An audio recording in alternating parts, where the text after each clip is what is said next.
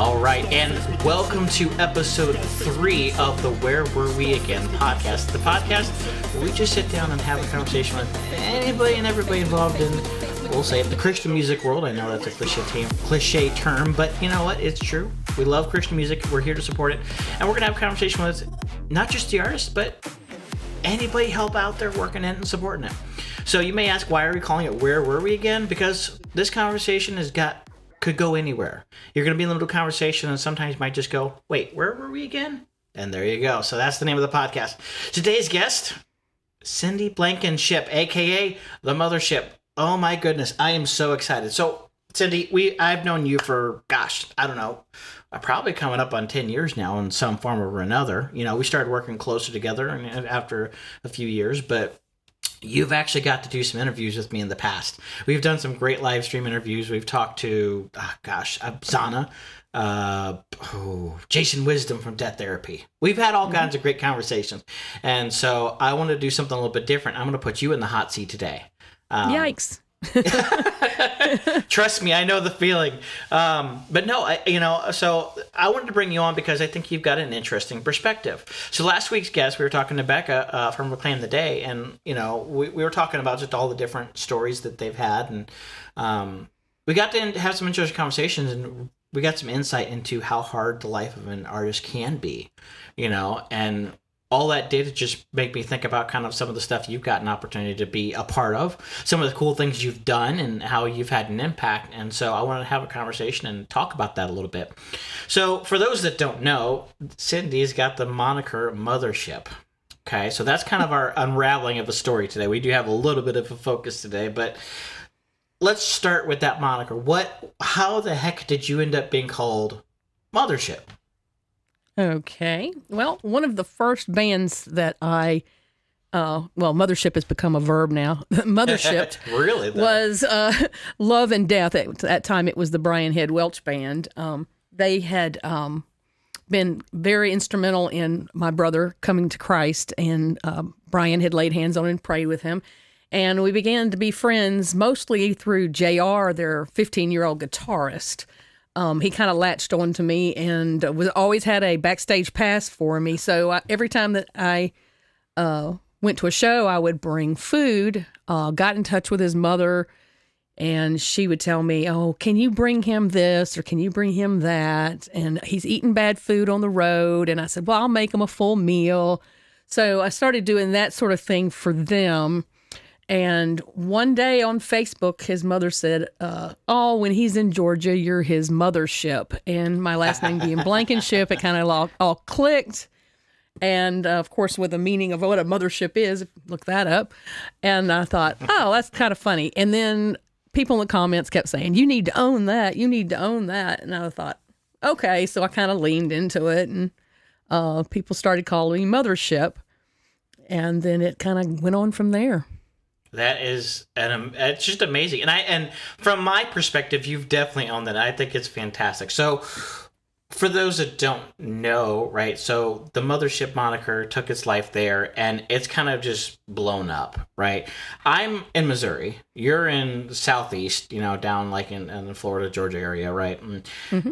You're way down there, and I'm way up here. And yet I'm going to these little tiny shows in the middle of nowhere, Missouri, and yet I see the Mothership brand. And it blows my mind. And it's amazing, right? So what I wanted to talk about today was a little bit different because I want to talk about how just even the smallest things can have an impact, not just on myself personally or yourself personally, but on those around us. The little things that we do can have a big impact. And the first thing in person that came to my mind when I started thinking about that topic was, you, because you're a great example of that, right? You've ended up in this amazing place, right? And we're going to talk about all these kind of cool things that you've gotten to do and some of the cool stories. But, right now you're planning to go to Germany here in the next month or so to help out with the Loud and Proud Festival. Mm-hmm. Whew, man, I tell you what, I am dying to make that to that festival. It's a great festival. Go look it up. If you can go to Germany, go to that festival. But you get to help put that on. Well, yeah. That's not how any of this started. That's not even close to how any of this started, right? This started just by the smallest thing. So let's go all the way back to the beginning. How in the heck did you get involved with working with artists? and even just in the smallest way?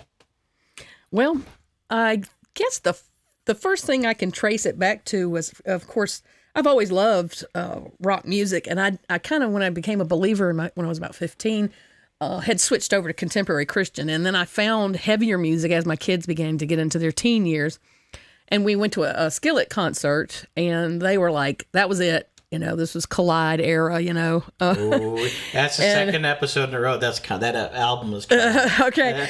So my kids got enamored by that. Both of them are artists, and so my daughter started drawing little Skillet cartoons, and then Ben Cassican noticed, and I'm going to speed this up because there's been a lot going on. But he noticed and eventually asked her to draw some little cartoons for them to use for their Skillet podcast. So, back in the day, they used to do a podcast almost every few weeks. And so she did that, and they did like the Monster remix intro and used her art. Well, because they were on we were on their radar and they were on our radar. Every time we would go to a show, she would be drawing new cartoons and take them, and then Scotty Rock would take us backstage to show the band, and the band would sign them, and they just encouraged my daughter so much. And so I saw the difference that they were making in her life because she didn't know where she wanted to go. And we can fast forward to today. She is the manager of an art department. Now, that's a great thing to stop and point out real quick, too, by the way. Yeah. So, this is the story of how you kind of started to get down your road, but I want to take a stop in a second and say, hey, by the way, if you're an artist listening to this, even the smallest thing that you do has life-changing impact on somebody else, right? So Ben's out there hey, that's a really cool art you drew of us, and bringing your daughter backstage. And now that's her career, and she's managing in that. So that just says, hey, by the way, it's a great, I just had to stop pointing out because it's a great highlight of just how the smallest thing can make the biggest impact. But anyway, sorry, go ahead. So that's okay. Fast forward. Well, it wasn't lost on me at all because it was beginning to form in my head how the rock and metal artists were changing people's lives, maybe in a little different way than some other, outlets.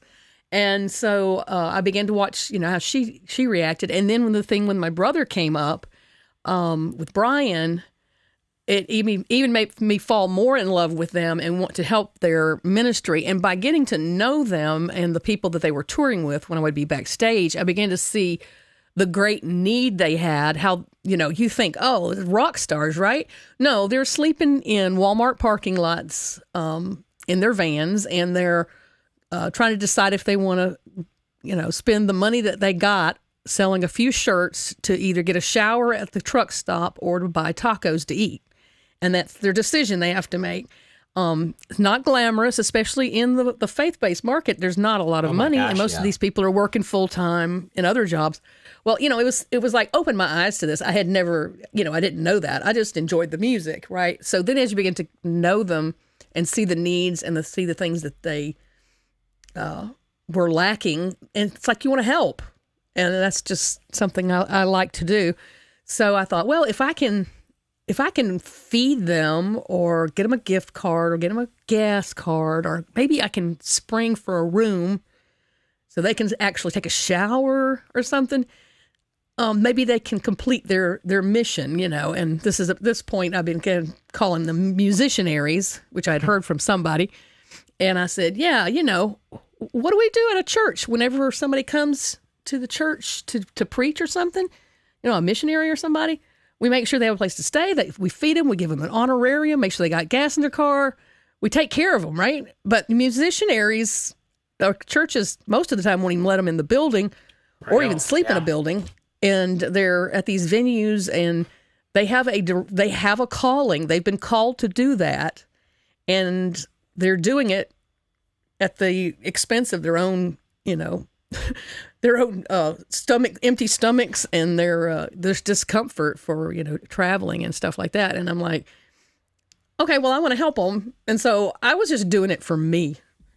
I mean, I enjoyed doing it. I enjoyed meeting their needs and encouraging them so that they could get down the road to the next show, so they could touch the next kid like my daughter or like my brother. And maybe, I was just, just my life has been touched so much by them. Just think how many other people that amplifies to, you know? So that's kind of where the idea of doing it as a ministry started, but it was all just going to be what I could do here in where I live, you know? Sure. Yeah, I mean, that's where it starts, right? Just the simplest little thing. And I think you're right? Because most people don't realize it, but they are definitely missionaries. I mean, it really, I love the term missionary, right? I think I even mentioned that last week. I think I heard you mention it, and then of course I pick it up, and it's going to spread. If you don't know it, you're going to know it now. But they're definitely missionaries, and that's kind of the example we were using. You know, last couple episodes we're talking about that is like we need to treat them like that, right? They're going out into places we may never get to go. We may never get to minister to people that they get to, right? Right. Look at that. Look at Brian Head Welch, right? Look, that guy is back playing with Korn. Right. And he is still just as an on-fire Christian as he was 10 years ago, playing in a Christian rock band. Now he's playing in a secular rock band, playing arenas. And, those are his people. You know, he grew up with that band. Those people were his family. And the crowds and the fans are his family. And I can, if nobody else has told anybody, and y'all don't know this, but whenever the venue allows, Brian will wait till after the end of the show and everyone else has gotten on the bus. He will come out to the barriers next to the tour buses. He will ask everyone to gather around. He will give his testimony. He will talk about how God can free them from their drug addictions. He will ask if anybody wants to pray. He usually has an entourage of people, which I've been a part of, where they lay hands on people and pray for them right there at the barriers. And he's seeing lives changed at these Korn events. And it's just amazing.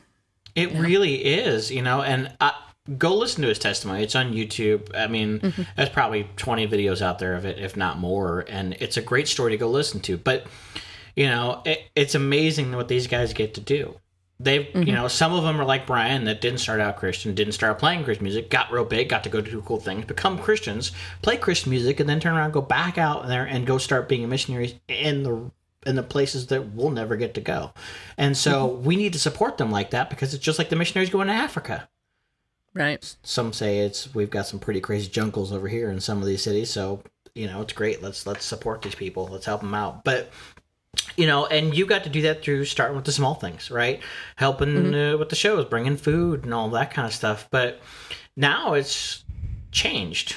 Things are different now. You're still doing that, but you've gotten some opportunities because of that, right? And there's a whole list of them, right? But let's start with the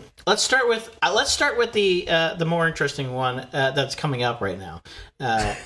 Okay. You're going to Germany to help run a music festival. How did you get involved with the music festival? Doesn't everybody? Well, right. No, I mean, I've got one in Ireland next week. No, but look, how did you end up with a music festival in Germany, of all places? Okay, well, you know, things kind of built on themselves as I began to get kind of noticed. And, you know, if you want to go back to the shirts and all that stuff, we can do that too. But the German festival people, one of their fans was a friend of mine on Facebook, and somehow I think he was part of the booking team at that time, and he had mentioned to them, hey, she knows all these bands. She has their phone numbers. She has, you know, contacts. She would be great for the booking team. And so they started contacting me, and this was 2017 for the 2018 year. And they were like, hey, you know, we're interested in having you come over. And I'm like, no, man, you know, all right, I knew German. I have always wanted to go back to Germany, because I'm going to footnote this. I'd always want to go back to Germany. I went to Germany for a foreign exchange program in 1977 when I was a senior in high school, okay? And my cousin lives in Frankfurt, and that's why I learned German. I've always wanted to go back, and I thought I would never get there, because here I am old now. And these German people from this beautiful festival are saying, we would like you to come over and go to our festival. Well, the headliner that year was Demon Hunter, which was real tempting for me. And I was like, oh, I said, I just really can't afford a plane ticket to Germany. And they said, well, just come and we'll take care of everything. Well, it ended up, they took up a love offering and they bought my ticket and brought me over that first year. And I don't know if it was just because I didn't speak German well enough, but somehow or another, I was on the booking team before I left. I think I signed some kind of paperwork or something. But no, yeah, they really, really wanted me to help with that. And so I've learned, how everything is organized and how everything works. I go over at the beginning of the year. They will have like what they call it the Freizeit, which is basically a retreat where they go over how everything worked and the finances and all the things, and then they'll announce the next year's lineup to the YMCA members, which is who puts this on. And so they had me come over for that. So I kind of saw how everything worked and everything. So I would say mostly I don't make the final decisions. I get asked for recommendations and things, and for like this one or this one, this band or this band, which one do you like the most or whatever. But usually I'm just helping with English translation. I'm helping with messaging, texting. A lot of times, in Europe, you usually have a European booking agent, and then they get in touch with the American booking agent, or they get in touch with a manager. And it's like such a long process just to ask us a basic question of a band. Sure. Not even, just are you even available? Are you even interested? It might take a couple of weeks. And I just text them during the Zoom meeting, and they're like, oh, we don't have our passports, or, oh, no, we can't go, or yeah, we're interested. And then we can move on from there. So it speeds things up a little bit. So I'm kind of, I would say, an American liaison between the festival and the bands. I mean, I think that's just, it's amazing just how you go from taking food to a band at a church show or whatever to now becoming the American liaison for Loud Proud Festival in Germany, right? And getting those opportunities. And during the festival, I get to take care of them. I get to take care of the babies. Yeah. Of course, they have fantastic catering. They're all taken real good care of over there. I mean, everything that they might need. But, I'm not beyond, like last year, walking to the pharmacy to get some medicine for 2 band members who had issues that needed medicine, or and because I could ask in German and get it ordered and pick it up and take it back to the venue, that sort of thing. So I've put Band-Aids on folks and stuff even in Germany. So yeah, I get to be mom over there too. Mothership in all languages. That's right. Oh, you got to get that printed in German now. But so, so that's kind of morphed. In the meantime of you starting to pick up and do this liaison experience with Loud and Proud in Germany, somehow you end up doing backstage with Mothership. Now, that's a radio show. You're having these interviews and conversations with artists now. Now, honestly, I think that was probably one of the most genius things ever because it just made sense. You've already spent years getting to know all these great artists and getting not only to hear them tell the stories, but you get to be at the stories and getting to be a part of that. But it just makes sense. You just have all this great information. So you're the perfect person to have a conversation with these kind of people and backstage with Mothership. It's perfect because where do we find Mothership? If you go to a festival somewhere kind of in the eastern kind of Midwest, you're probably going to find Cindy out there somewhere. Usually side stage, up front, whatever, just headbanging. And it's fantastic. It's happened to me several times. I'll travel to the festival and I find Cindy there. And it's always a great sight to see. So it makes sense. How did you end up doing that, though? So let's tell that story. And how did were you asked? Did you suggest it? Like, what happened there? Seems like everything I've done, I've gone into it kind of kicking and screaming, but but it was someone presents me with an idea, and then I'm like, oh, I can't do that, and then I think about it, and I think, does this fit my brand? Does this fit my ministry? is this something that would be really beneficial to the bands if I did it? And that's another one that was a yes. And this is a brainchild of William Lee Moore that owns Solid Rock Radio in the Carolinas.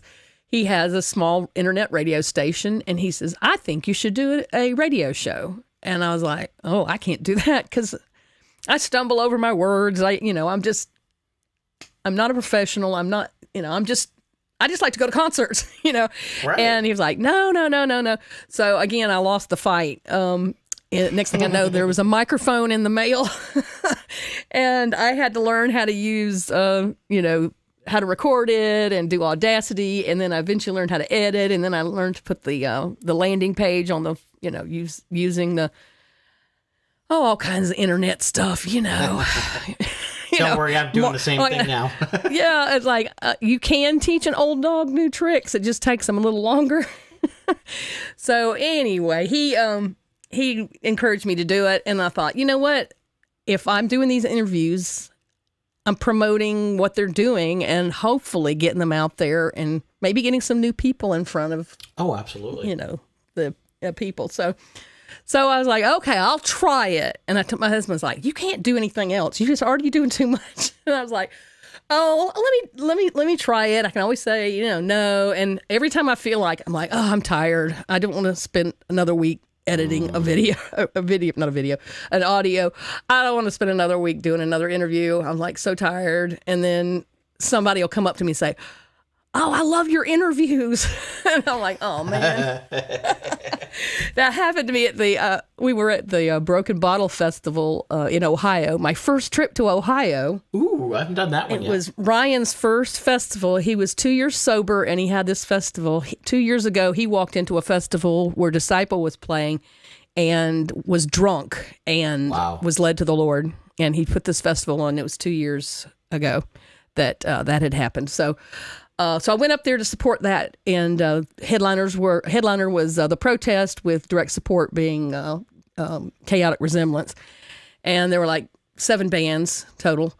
But I was just walking from the front to the back, and somebody stopped me and says, "Hey, are you like that lady on Solid Rock Radio?"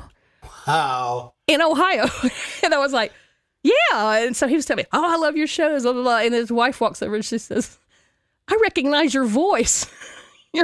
My husband plays your interviews all the time. So I was like, man, that's so weird. Okay, I can't quit. Oh, goodness. I love that. And again, that just says, like, even though you may not want to do it, you might be tired or whatever, like, if you're doing something you're called to do, like, the impact reaches farther than you could ever imagine. I know. It's ridiculous. Ohio. Yeah, that's amazing, And right now, this is me sitting in my extra bedroom in front of a microphone talking on some recording that who knows how many people are going to hear. Probably nobody, but that's okay. We're having fun. Well, it was crazy in Indiana, too, how many people watched the show. Listen to, I can't say watch. Hey, it's a radio show. It was crazy how many people knew me from the radio show there. I was like, well, it's getting the word out. So it really is. Right? And that's kind of where I came from with doing this anyways, is one, I like having a conversation because it's just fun to tell the stories and just talk about whatever the heck's going on. But this is my ministry. I know that I can be helping those, just getting an artist name out there by having a conversation with them and posting out there for the internet to laugh at my voice. But, and I may not be able to, I don't have the money or the backing to put on shows like I used to or anything like that. Who's got money? Right. Let's talk about that. But no, I mean, and I know what my limitations are, but I know that I still want to help, and sometimes, and this whole conversation is a great example of that. Sometimes helping an artist isn't always monetary. Sometimes it is just... That's the thing, is I don't have a lot of money. Right. I mean, who does though? But I've got time, and I have, what I can promote on internet, on social media, on different things, and right. Yeah, but that's exactly it, right? So we're sitting here. I'm doing a podcast, you're doing a radio show, you're out there and helping artists get a show in Germany or whatever that might be. But the reality is anybody listening to this, you can have just as big of an impact. Do you know what that impact is? It's two things that can be really, really simple, because chances are, if you're listening to this, you're on social media. Go follow your favorite artist, and when they post something, click like and share. Because that's how the world works nowadays. You're not getting any traction if you don't do those things. And those cost you absolutely nothing. And yet it makes the biggest impact. It really does, because that's how those artists get out there. And so, engagement and commenting. Gosh, yes. Oh my gosh, yes. Honestly, for real though, just because you don't think you necessarily have anything to add to the conversation, you just might. You see a good post out there and they ask, hey, what are you guys up to today on their Facebook page? Go answer. Even I was petting my cat and it bit me, but you know what? That's okay. If your fingers hurt, just put an emoji there. Exactly. Right. Hey, voice to talk is a pretty common thing now. No, for real. But, it really is. The simplest thing has the biggest impact. I'm not going to get into the nitty gritty of social media engagement, but let me tell you what, every little bit of that counts. You want to help an artist, you're going to shows. You're already going to shows, right? You like to go to shows. Go buy something from them. Do you know that one of the biggest ways that an artist can make money touring is not by you showing up, but it's by you showing up and then buying something from their table? Merch. Yeah, we were talking about that a little bit last week, I think. Actually, we were talking with the D a little bit. You buying a ticket doesn't really make them money. It's you being there and buying something from their table is what makes them money. It's something in the business world we call profit margin. But it's, if they're on a label, they're not making money from recording the music. And even if they're not on a label, they're not making the money from putting out an album. We were talking with Becca last week. Spotify streaming numbers are, it's like 0.0000391 cents per listen. It takes like 50 hours of listening to a song for them to make 50 cents or something crazy. It's nuts. It's ridiculous, Yeah. So I remember back when I at a show that the wedding, I believe it was. God rest their souls. The wedding, I believe, after the show, they were shouting at the merch table, "Somebody buy a shirt. We want to stay in a hotel room tonight." It's funny, but it's true. So I just went over and handed them $40. And I said, "Get your hotel room." But then they forced me to take a shirt. That was one of the first times I knew how much merch meant to them. It's like, if they could just sell 2 shirts, they could sleep in a hotel. Yeah, it's crazy, and. One of my first realizations of something like that I was at a festival in the middle of Illinois called Agape Fest, R.I.P. Agape Fest. But I was sitting there, I was attending this festival, and some friends of mine in a band called Syndrome of Fire were on their way down to Nashville to do some recording, because at the time they were based out of Iowa, and I'd always said, hey, if you guys are passing through, you need a place to stay, you could always hit me up, and if we can do it, we'll definitely try to do that. Well, I'm in Illinois. I lived in Missouri at the time. So they're hitting me up, and they're, we're going to head through your area. I'm like, well, I'm not there. And they're like, oh. But I'm like, well, I'll tell you what, I'm not, if you're going to Nashville, I'm actually still on your route, just on the other side of your route. So if you come this way instead. And I said, well, here's what I can do. And I'm staying at this little hole-in-the-wall motel. Not a hotel. Now, I tell you what, there's a big difference, and this is stealing a joke. I'm sorry, but there's a big difference between the and the huh. There's a big difference there. I get it. But they didn't mind, because what their alternative was sleeping in the back of their 15-passenger van at some truck stop in the middle of nothing.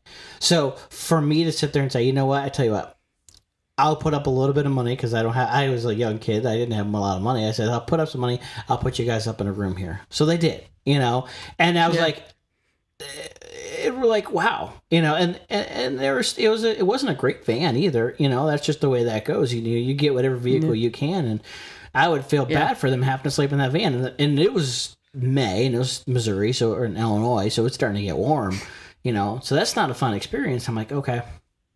Yep. That makes we've had some bands come through here. You should have seen the big pile of relent in my living room floor. Them was a big boys. We had them sleeping everywhere. I think they came in, I don't know, it was like 12-1, something like that. Had vegetable soup and all kinds of stuff to eat, and then covered them up and sent them to bed in the living room. I tell you what, that makes all the difference. Now, there was a great what do you call it? I would almost call it an odyssey of the missing water bottle that came out of that. Oh yeah, from that was that trip. Yep. Oh my gosh. Miggy had left his water bottle. Where was it? I think it was in the kitchen on the counter. But see, they had stopped. They had done a show there on their way to Uprise, so we were like a day behind them going to Uprise. So I decided to make a fun trip out of it and started like photographing the water bottle and the hotel and the restaurants all the way up there. We got a big kick out of it. I told Miggy, I was like, man, somebody get a camera out when we get this, reunited. We have to have a video of this, and we did, and he was so happy because I'm like, the poor guy needs that water bottle in Uprise, because oh my gosh, yeah, it's so hot up there. What was Uprise? It was one of those big gallon ones. It's second or third week in September in Pennsylvania. Now, that's not too bad, but I mean, even if it's 78 degrees and you're up there on a stage and I don't even know what to classify it, relent. It's metal, that's the given. There's metal there. New metal. Yeah, I guess that fits, right? That's what they call it. And it's 78 degrees. But Miggy goes all out. That's exactly right. Oh my gosh. I watched him at Kingdom Come for the first time 3 years ago, and he comes out with this whole ski mask thing and wearing a full coat. And right. Just, leather coat or whatever. Oh my gosh, yes. And I've seen him sprawled out on a speaker after the show with his wife fanning him. Then I gave him banana pudding and it revived him. But that'll revive anybody. Okay, now that you brought it up, I will say one of the big things that she started with bringing these bands, and this is part of the legend, is the banana pudding. This is literally something I see band posts about asking for. Cindy, if you're coming to our show, let's see that banana pudding. I can't wait. It's a thing. Matt Baird of Spoken, right? He lives up in Iowa, so I see. I used to talk to him, 8 years ago, and that was a topic of conversation. Some of his favorite things while out touring: Sheets, Lion's Choice, and Cindy's banana pudding. Those were some of the, and that was years ago, and I really didn't even know Cindy all that well yet. So it was just like, wow, And he and T.J. Harris of Decipher Down had a healthy battle going on with the banana pudding. I was at actually, it was TJ was at a show in Georgia. It was one of his acoustics, and I brought the pudding, and he just took the bowl of pudding, took a picture of it, and just texted the picture to Matt Baird, and Matt Baird sent him a text back saying, "Dang, you're in Georgia, aren't you?" Oh, it's even better though when Matt's up here and like playing the show in Indiana, it goes the other way. It's like, oh man, but I think that. But at Uprise, I had to make 4 pans of it. And I don't even think that would have been enough. Gosh, what is Uprise? No, it wasn't now? enough. They ran out. Like 35, 40 artists now. Well, here was the deal: is traveling such a long way. That's a 10-hour drive up there. I was like, So I made 2 9x13 pans of it, and I said, well, and I think I made 3 because I had like one that I thought might have. Oh no. Oh, anyway, I can't remember. It was 2. I think it was 2. And I was thinking a pan and a half today, and a pan and then or maybe a pan tomorrow. So maybe it was 3. But anyway, I brought those things, and before I came out, I think it was close to dinner time, and I said, "Are you going to put the pudding out?" And they said, "It's gone." And they said, "All of it's gone." And I was like, "Well, I was going to save one for tomorrow because Matt was coming the second day or whatever." Anyway, I was like, "Oh," I said, "There's some people they're expecting to have it tomorrow." So we had to go and buy more. So ended up, I think it was 4, maybe 5 pans of banana pudding. Wow. And they still ran out. And the ladies in the catering were complaining because they said that they had it in the refrigerator, and they wanted to bring it out a little at a time with other desserts. But people were coming up and going, "Where's the banana pudding?" And said they felt like they were drug dealers handing it out the back door. But anyway, yeah, it was funny. But it's just banana pudding, and it's because not what I've heard.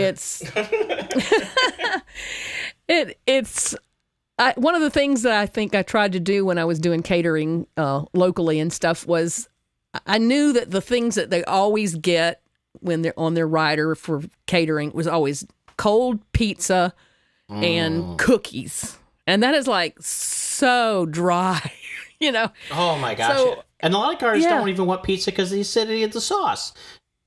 Yeah, it's just, so unless somebody specifically requests, and I have taken Dan Johnson from Red out to pick up a pizza after the show, but I've never brought pizza to a show unless somebody said specifically they had to have pizza. But I always try to do fried chicken, or I do vegetable soup, or do something hot, you know, like that. And so I would always try to pick a dessert that was good. And one day I landed on, I thought, I got this sugar-free pudding recipe that, it's not dry like regular cookies because it's pudding. And I said, it's real simple to make. I can make it like an hour before I leave, and that, that should be good. And then I always have brought fruit and cheeses and stuff like that. And you could put like strawberries in it and all kinds of stuff in it to make it like more special. So I thought that's a perfect dessert. But then it kind of like started maybe having a life of its own. I don't know. And I'm like, the more I say, it's just pudding, people like, no.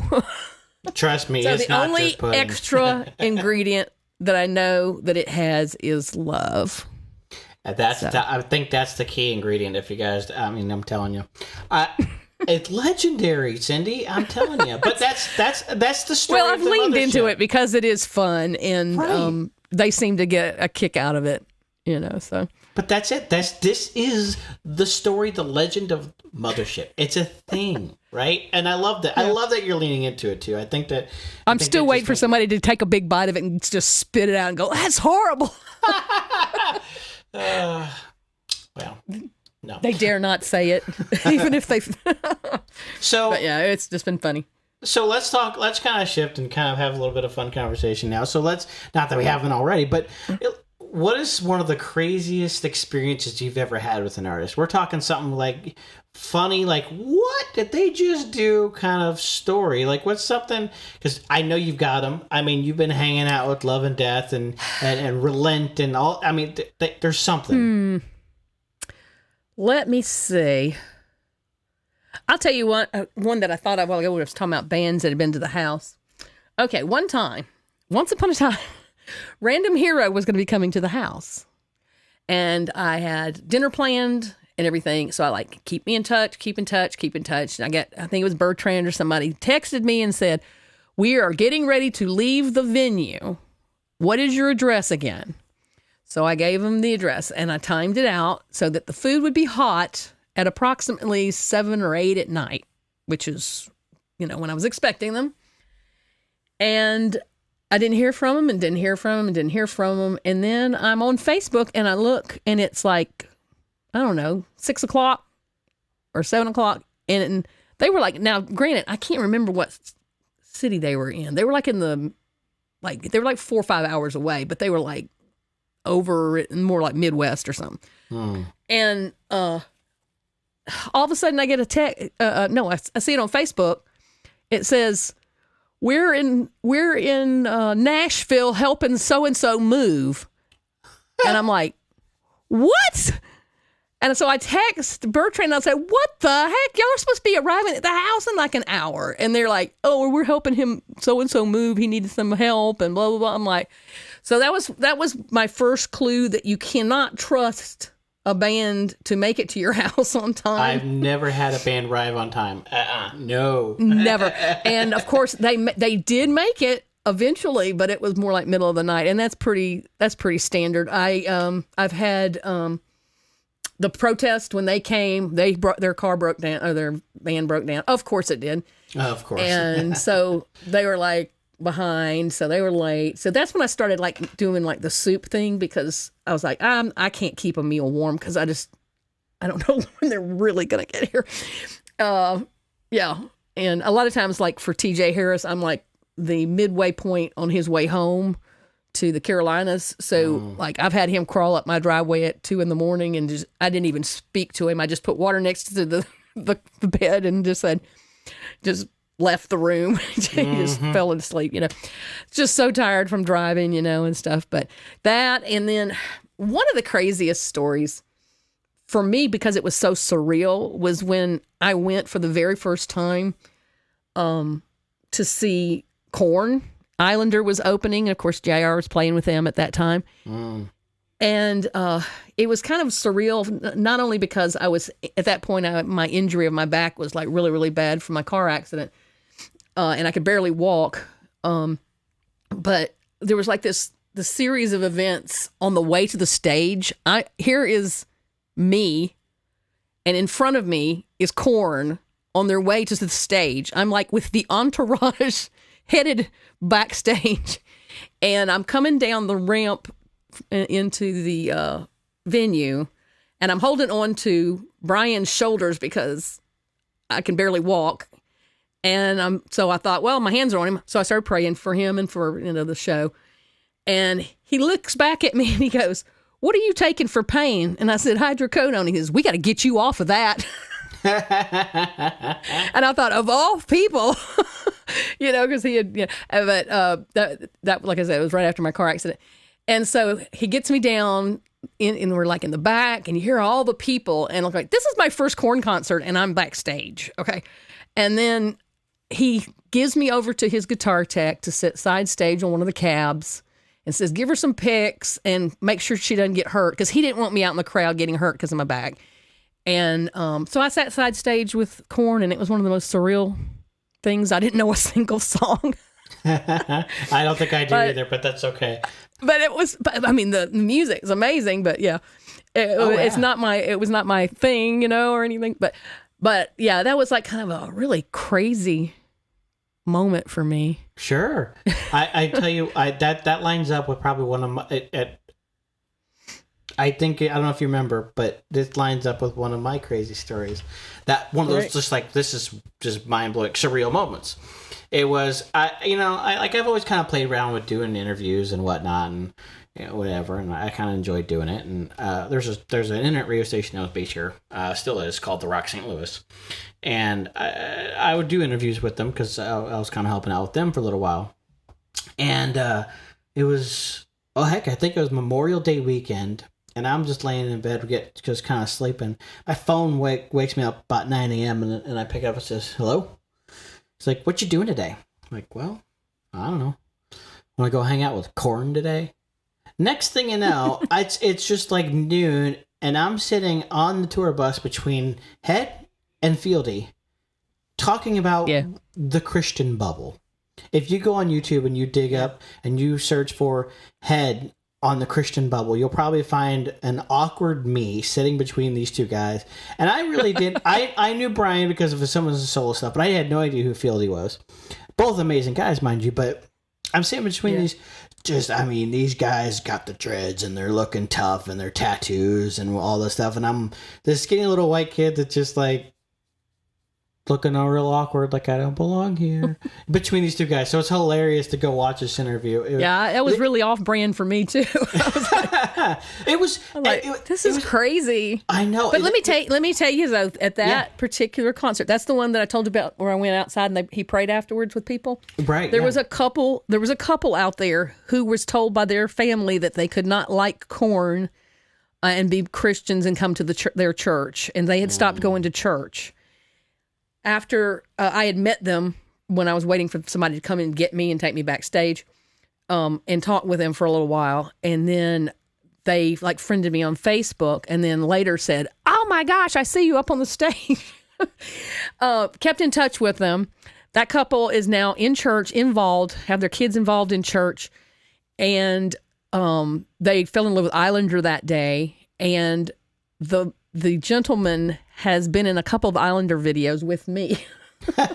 so that was, I was like, that's just another life that was touched, Oh, absolutely. Cool. But that just speaks to just how much music has an impact on my life and your life and everybody, it's so important.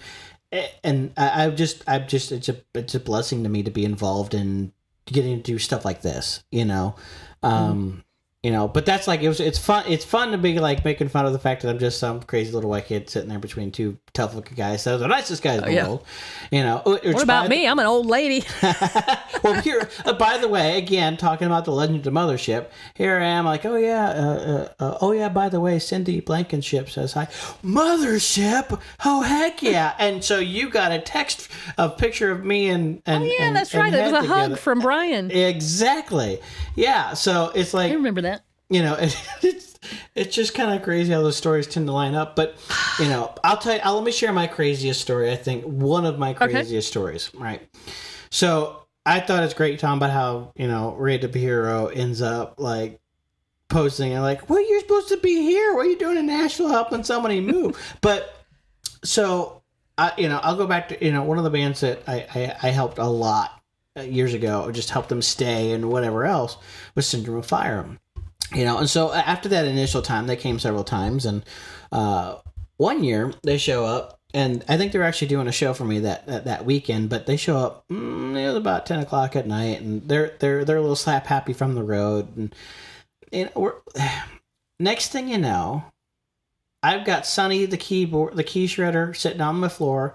He played the keys for the band, and I tell you what, they're not doing music anymore. But if you want to go look up some amazing hard rock metal music with an amazing like piano infused music, like because Sonny was a classically trained pianist, so having that in there was great. But he's the key shredder, so that's what his nickname is. So Sonny's sitting on my floor, rocking back and forth, is just singing Amazing Grace.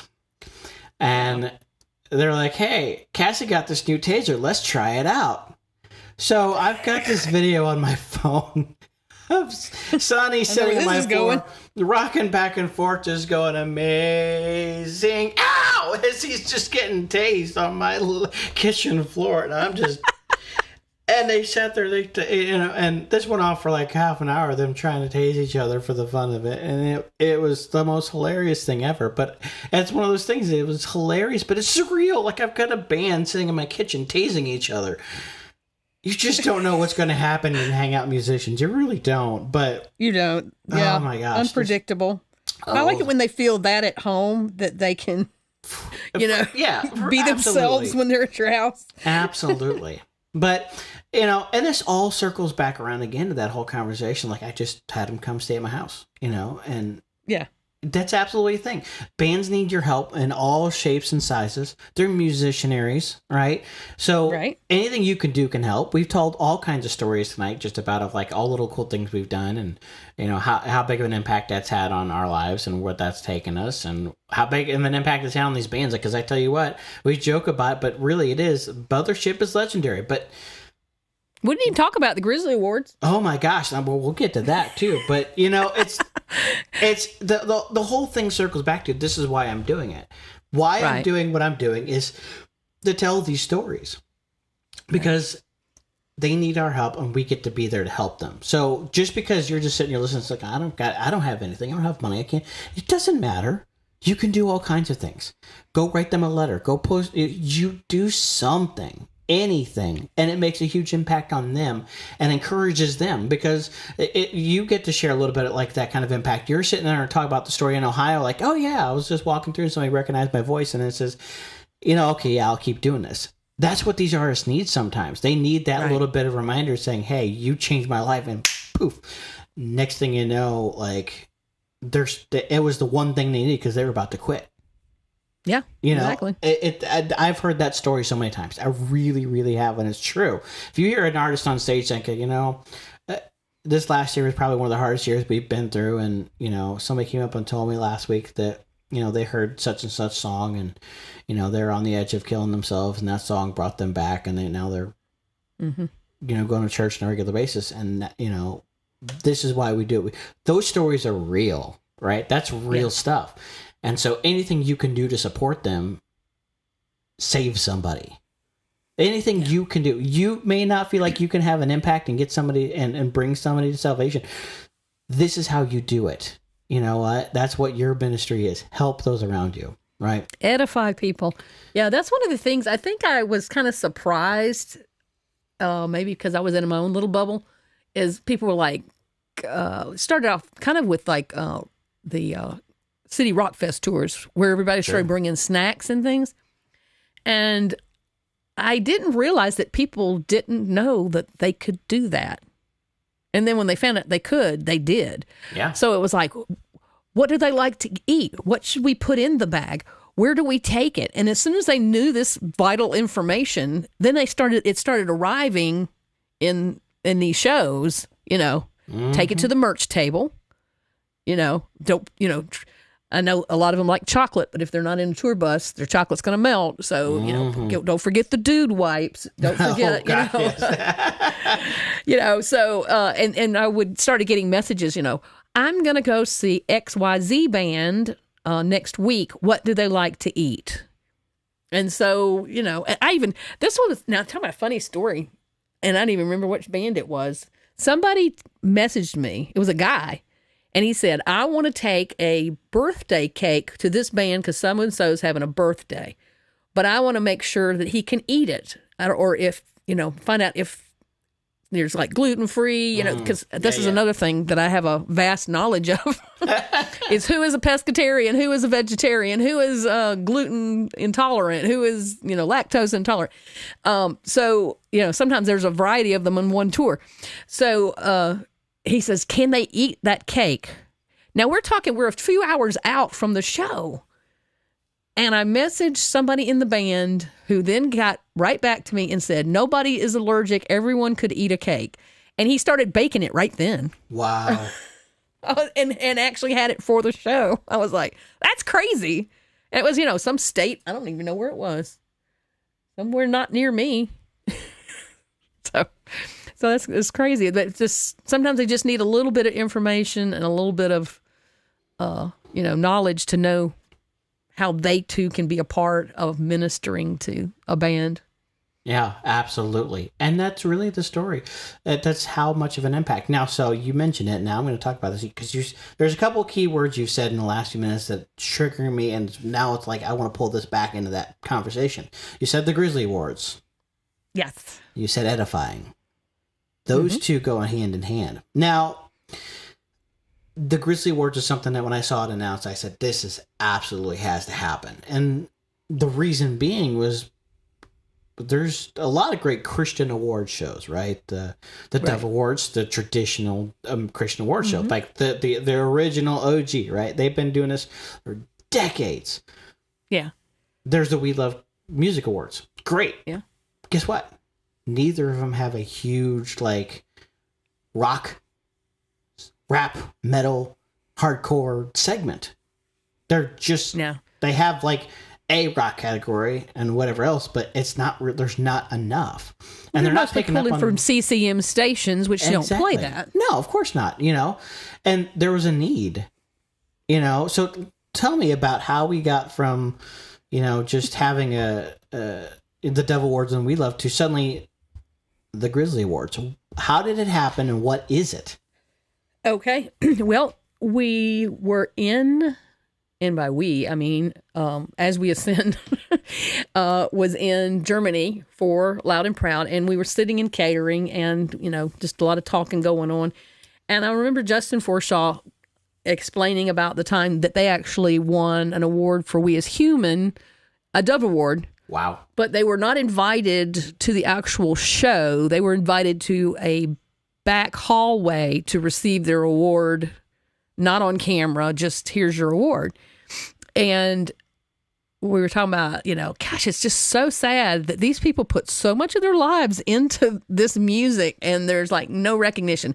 Now, I have never been a big fan of award shows at all. Sure.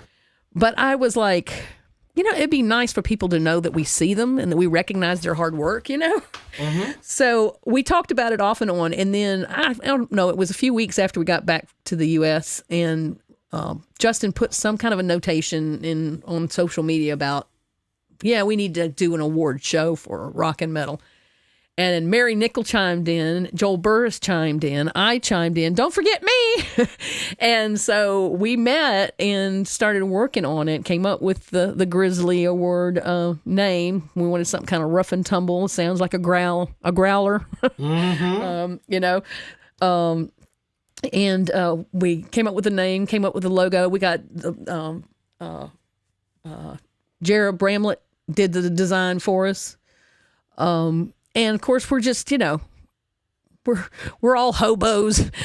None of us had any money. We're all doing this by the seat of our pants, but we still wanted to make it, something for people to be proud of, and something for people to know that the people in the industry were interested in them. And rather than having labels be a part of it, where they, a lot of times will donate a lot of money, and then that gives some sort of favoritism kind of a thing. We wanted to be more focused on the fans being able to vote, kind of a thing. Mm-hmm. And we wanted the little guy and the big guy to be able to be in it, because you can't tell Skillet, you can't be part of this because you're too big, because they are part of the industry, But we also wanted to give the new dude coming up some equal footing. So there's, a lot of, figuring of all that into the model.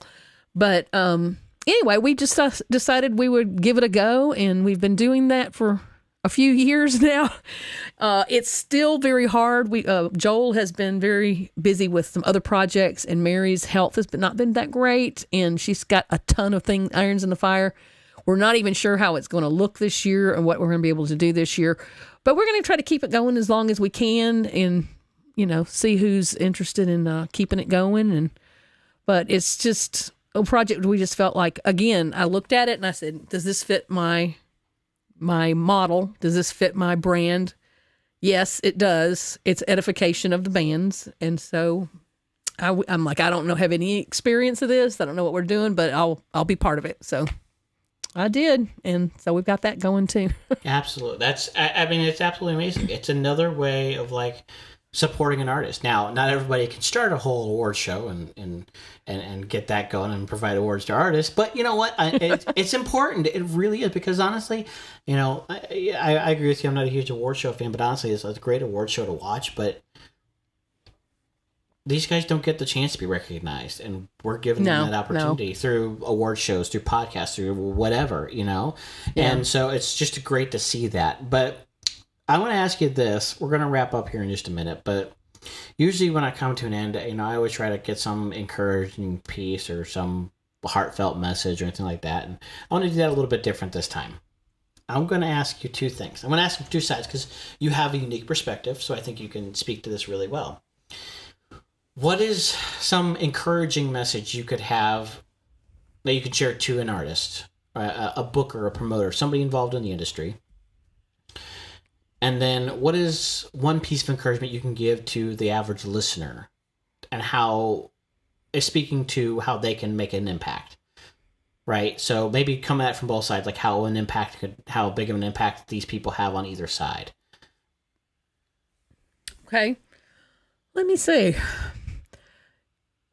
People that are in the industry, artists and people that are involved in the booking and the promoting, you have a ministry if you're a faith-based artist or person who is promoting those things. I know that it's tough. I know that you're not making any money probably doing your craft. And I know that there are some people that are creatives that they are driven to do this. They cannot right. not do this. Okay.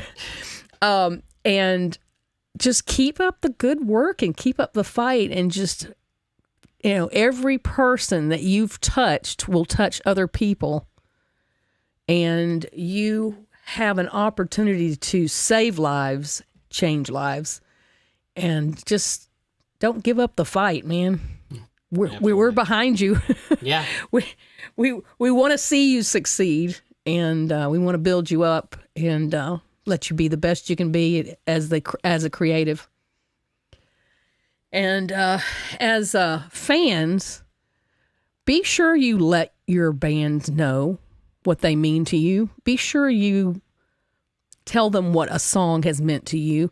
You know, a lot of people, when they go to like a meet and greet, like especially for some of the larger bands now that don't have time to spend a lot of time talking to you, write down your story and put it in an envelope and give it to them. Absolutely. And tell them the story of how they saved your life. They will keep that forever. So they do want to hear from you. They do want to have a relationship with you. You know, now we have a chance to actually know the artist. Man, when I was growing up and listening to bands in the 70s, I knew songs. Maybe I knew some albums, but I knew nothing about the people. You have such an opportunity to get to know these people and to pour yourselves into them and let them know how much they mean to you. So, you know, and don't be shy when you're at a show. If you see one of the artists out there, go talk to them. Mm-hmm. Find out about their life, you know? You'll be surprised and you'll be encouraged, and they will be too, to hear your story if you have a chance to share with them. So yeah. And if you say, oh, you know, I can't talk to them or whatever, well, hand them a gift card to Sheetz. Oh, gosh. Hand them a gift card to Taco Bell. You know, do something like that. Just hand it to them. They will freak out. I mean, it's like, that's like big to them because you took the time out to do something special for them. Bring them cookies. Bring them some candy bars. Oh, yeah. You know, whatever. Do something to let them know how much you love them. It doesn't have to be. And like I said, I've had people say, I can't buy food. I can't bring food to the venue. I don't know how to do all that. The letter thing, the testimony that you have, that right there, worth more than any money you could hand them. Yeah, because both statements feed each other. Right. Everything you just said, they go back and forth, and both are necessary. Man, I think that's amazing. I mean, that encapsulates the conversation. That encapsulates what we're trying to do here. You know, you and me, we're doing the same stuff. The fan will never forget it. The band will never forget it. Absolutely. Listen to what we're saying, guys. This is so, so important. You know, like, don't worry about the money part. Just be a friend. Right? But exactly. You know, it's been an amazing conversation. Load out, load in. Help them do something. Yeah. Help them pack up their merch. Oh, goodness. Volunteer to help at their merch booth. They need it. Listen, you know, this has been an amazing conversation, Cindy. It always is. I mean, we've had so many over the years, but, you know, this will not be the last. I'm glad that you came on my podcast, and who knows, you might be a guest interviewer one time. Who knows what can happen? Things happen. Who knows? But thanks for coming in, and here's the part where we're going to turn it back to you and say, hey, where can we go listen to what you're doing? Because you do this kind of thing too. Where can we go listen to Cindy? Well, you can go to solidrockradio.org. We have a website where you can go and you can find shows, and then you can drop down and it says Backstage with Mothership. You can see my past interviews there. If you're on Spotify, iHeart, any of those podcast platforms, you can type in Backstage with Mothership, and boom, all my back interviews are there as well. Of course, I'm on Facebook, Cindy Blankenship, but I also have a Backstage with Mothership page as well. And I'd also have an Instagram that's just Cindy Blank. And I think that's about it. I'm not selling anything. I don't have any merch. Although I used to have shirts that if you donated for a shirt, that the money would go to buy food. But I do have a few of those shirts left, but I don't have them actively up anywhere where you could get them. But yeah, just listen. Solid Rock Radio now has an app for Android and Apple Radio that you can listen to the interviews live on Monday night at 8 p.m. Eastern time on the app instead of having to be on your computer, which is a lot easier for most people. Mm-hmm. So if you want to hear it live, because if you hear it live, you get to hear the music. And I usually play, I have 3 10-minute segments with 3 songs from the artist with other songs mixed in for the hour. But if you listen to the podcast, the music is missing, so you won't get to hear that. But there's a landing page each week for the artist that I'm interviewing, and yeah, come hang out and listen. Absolutely. Well, thanks for coming out and hanging out and listening to this podcast. Go listen to Cindy's. Continue to listen to mine. We're going to be back next time. It's going to be an amazing time. Thank you for coming. Thank you for listening. And as you're listening right now, you might start to hear that theme music creeping in. Hey, thanks for D Swan for letting us use your song Haters for the intro and outro music. Thanks to Nate Szynski for editing. Thank you for listening. Have a great night, everybody.